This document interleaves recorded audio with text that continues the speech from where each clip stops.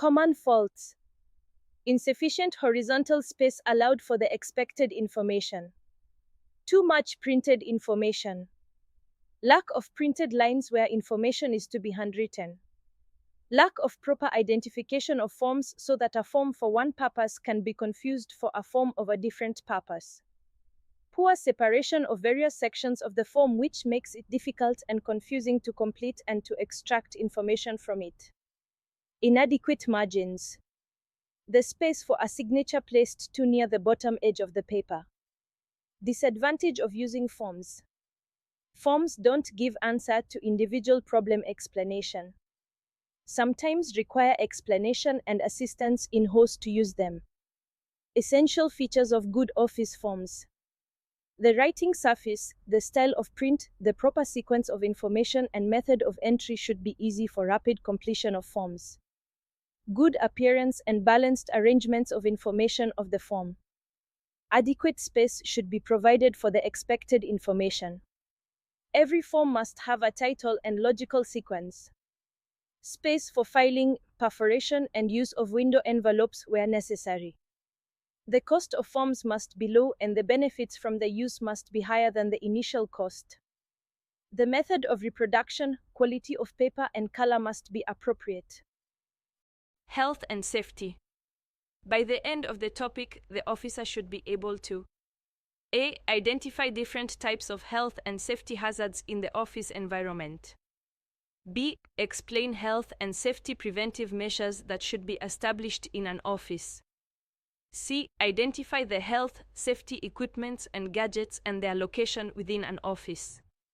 D. To apply first aid skills in dealing with emergencies in the office.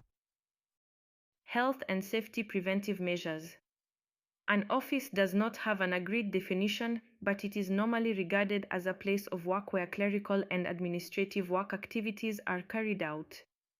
Health and safety issues such as noise, thermal comfort, lighting, and ergonomics apply to a variety of workplaces as well as offices, therefore the definition of an office should not be interpreted too narrowly.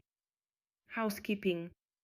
Rubbish and temporary storage of material in offices presents a fire hazard and, if in or near walkways, a tripping hazard as well. This can be avoided by implementing a good housekeeping policy. Combustible refuse pending disposal should be stored in a fire-resistant room or container set aside for this purpose away from the immediate workplace. Arrangements should be made for its frequent removal. General tidiness in the office is essential to ensure safety and efficiency as well as safeguarding the visual appearance of the office.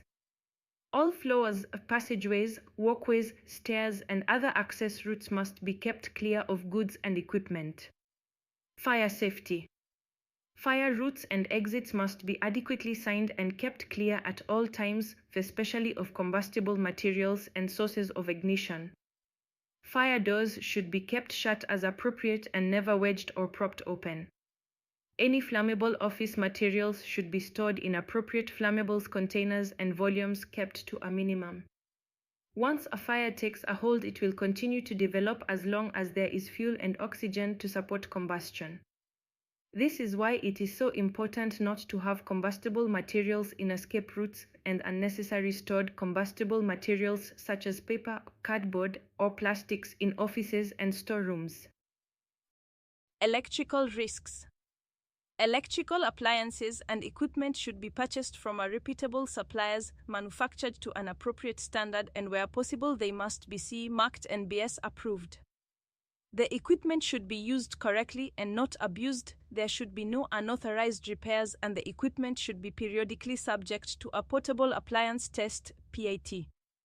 Cables trailing across floors and walkways present a tripping hazard. If cables have to run across an office, they should be protected by a rubber guard strip.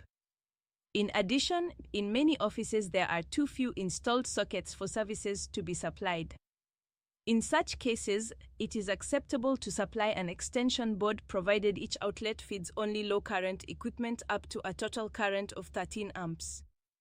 Other high-powered equipment, e.g. kettles, etc., should be supplied direct from a wall socket. An occasional visual check is all that is required to identify the majority of fault.